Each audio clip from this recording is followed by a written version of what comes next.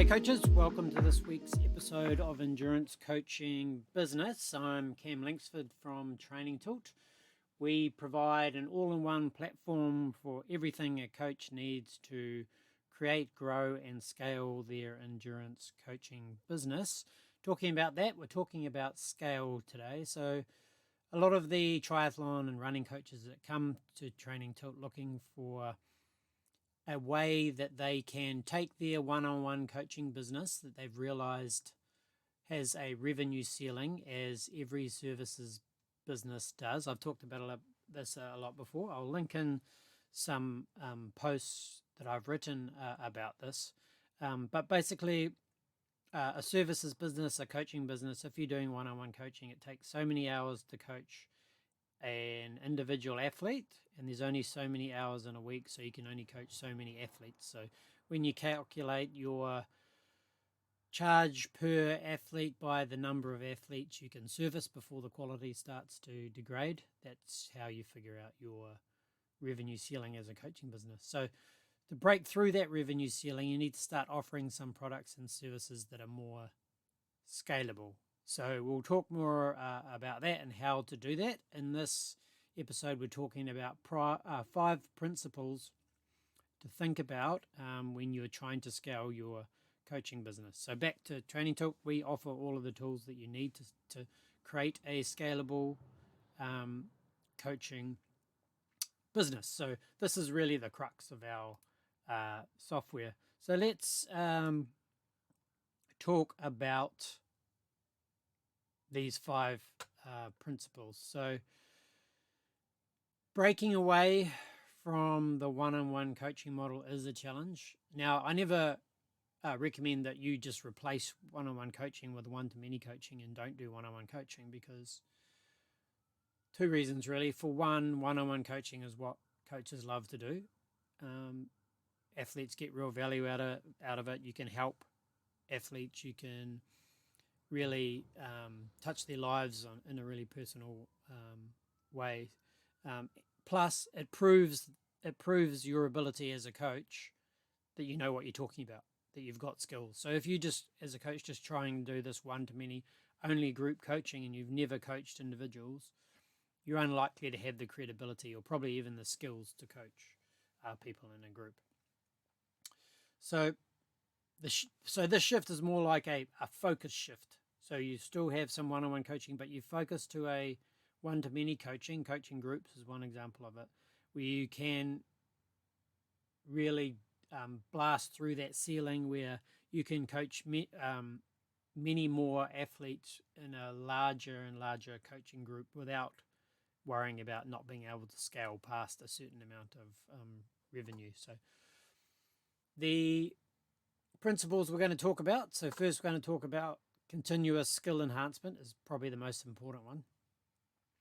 Strategic delegation, community building, using the right technology, and then something more specific, which is group coaching programs. And basically the last one, doing things that you don't want to do. So let's head back to continuous skill enhancement. So scaling a coaching business is going to be hard. It's going to be really hard. Harder than most coaches think it's going to be when they come to us looking to do this from their one-on-one coaching business. So the first thing to realize is it's going to be hard. You're going to have to develop a bunch of new skills to do this right. So you're going to need the right combination of knowledge and skills to achieve it. So you need this deep understanding of coaching, which you should already have when you come to us. But you will also need to develop proficiency in business skills like marketing, and particularly how to create and market scalable products. So we actually have like a mini course, which is a really good place to get started because it talks about these ideas in an introductory way. So I'll link in the show notes. So it's just basically a mini marketing course specifically catered to endurance coaches. So I'll put that in the show notes there. So if you haven't been through that course, basically we just deliver a series of emails every couple of days to your email inbox. So that'll get you started with that. So the second one is strategic delegation. So this is a real tricky one. It's easy to go too far or not far enough. So as your client base grows, you're going to have a bigger, larger groups of clients. You need to ensure that like you've got the resources to grow with it. So one effective way to do this is with delegation or outsourcing. So the best way to start with this is figure out, okay, I'm going to identify the tasks that I could hand off to someone else. So I wrote a blog post recently about hiring a VA, like does your coaching business need a VA? And it walks you through how to go about listing out the tasks that could be that someone else could easily do. Basically, so you can focus more on the more important things in your business. So these tasks could be things like responding to emails, creating social media content like images, editing videos, or maybe even helping with scheduling, working on your calendar, etc. So one of the biggest challenges for this, particularly for coaches, is the affordability of it. So especially during the growth phase where you've got a one-on-one coaching business, you're generating enough money to pay your own salary, but you can't afford full-time staff. You can't afford to pay a full-time person. So there are other options available. So for example, the link that I mentioned before, hiring a virtual assistant, I talk through some tips around how to do that, where to look. And then you can get these virtual assistants like an on-demand or as-needed basis. So you don't have to necessarily hire them full-time. And even if you did hire them full-time, much more affordable than a full-time. So normally you'd get a VA in a country where the exchange rate's favourable to you. They'll be earning good money, but it's affordable for you, so it's really a win-win situation. But there are other options as well. So like the gig worker platforms. So two of those are Upwork and Fiverr, where you can basically go in and say, tell the platform what you need doing. Some people can pitch you for like a price, show you what they've done before, etc. And you can find some really awesome people on that platform from all over the world, on those platforms from all over the world at a relatively low cost. So the whole idea of this is freeing up your time so you can focus on the coaching and other high priority tasks around getting your business more scalable. So getting rid of these like lower impact tasks off your plate, this can really lead to higher client satisfaction, because you can spend your time working with your clients, even with a bigger group in a community or something like that, rather than running around trying to do all the things you normally need to do in your business. So that should help with growth as well. So link in the show notes to that post about whether or not you might need a VA and how to go about doing that. So number 3, community building. So this is really important if you want to build a more scalable coaching business where you have big groups of athletes. So the advantage of having a big group of athletes is that they can start to form their own community. So, when you move to this one-to-many model, you want to be able to build trust and a sense of belonging, but also foster like peer learning and sharing. So learning between your clients, not just between the coach and the client. So this helps strengthen the bond between athletes, and also provides like a really good support system. So the community itself is the most important thing, but it's also good to have some tools that can help create this community. So at Training Talk, we have some social group features, but you can also use Facebook groups, Discord, Slack community. So these are all platforms that help you manage communities.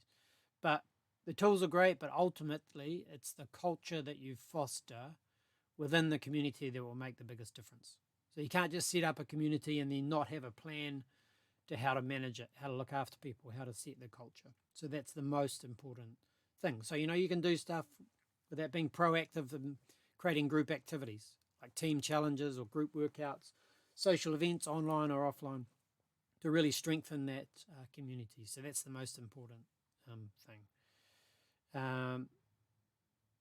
And then the key point about this is, so your coaching is why your customers will come to you, but often it's the community that's the reason that they'll stay, and they'll stay for a long time.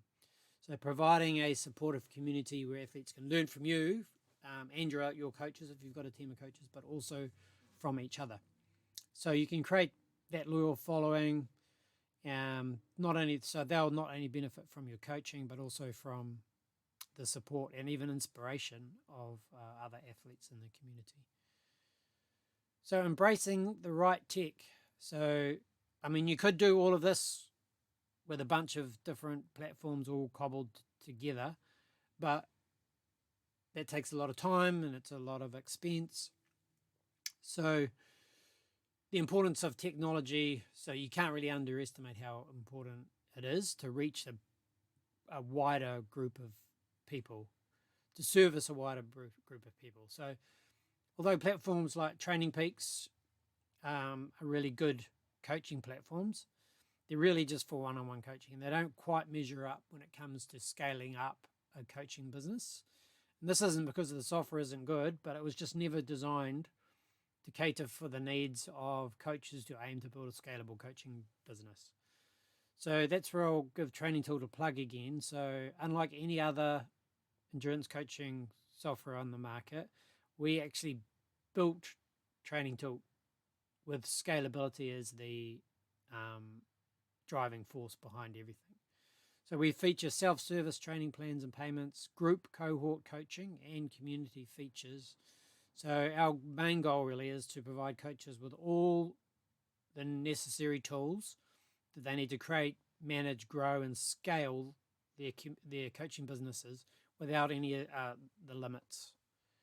So in saying that, some of our coaches use both Training Tilt and Training Peaks in their coaching businesses. So they came to us, they already had a Training Peaks account. They continue to do that for their one-on-one coaching just for continuity and because Training Peaks is an awesome platform for one-on-one coaching. And then they use Training Tilt for their group coaching and their self-service training plans. But other coaches use it for both one-on-one coaching and their group coaching. But you just can't use a platform like Training Peaks if you want to scale to hundreds or thousands of clients and group coaching. It just wasn't built for that. So the last one, sorry, not the last one. Number 5 is to adopt automated group coaching programs. So this is really the best way that we've seen our coaches really be able to build demand and generate good revenue in a scalable way. So when you're trying to do this, you're trying to reach and provide the best coaching experience to as many clients as possible. So you can't do that with one-on-one coaching because that model limits the number of athletes that you can coach. So automated group coaching programs can solve this problem for you. And they're really crucial if you want to achieve like the optimal growth in a scalable coaching business. So they're more scalable than one-on-one coaching models because they allow coaches to train multiple athletes at once, simultaneously, without compromising too much with the coaching experience. Obviously, it's not one-on-one coaching, but people expect when they're going to move into a group coaching that the experience isn't going to be the same as one-on-one coaching, but it's more about the value of it. Group coaching should bring, for the price, more value than the price of one-on-one coaching for what they're paying. So it should be a very good value product. They can get a lot more out than they put in, and the advantage for coaches is once they reach a certain point of scale, every new athlete that comes on and pays has a very low cost to the coach. Whereas every one-on-one athlete a coach trains has a very high cost. So as you scale beyond, each new group coaching client costs less and less to service the more athletes that you get on board, because you have a set amount of fixed cost, but not many variable costs that grow as you get an extra client on board. So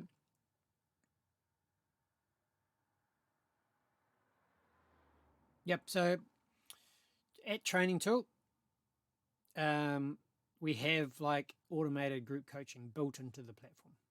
So you set up your group coaching membership plans where you can take payments, you can create a group training plan or multiple group training plans, and then bring people on in a cohort, and they can choose between one or many group training plans and swap between them if they need to. So you might have like a beginner, intermediate, and advanced training plan.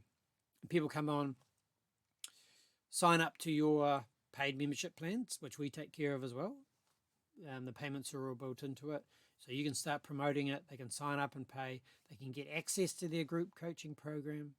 They can log into the platform and see resources that you've created for them.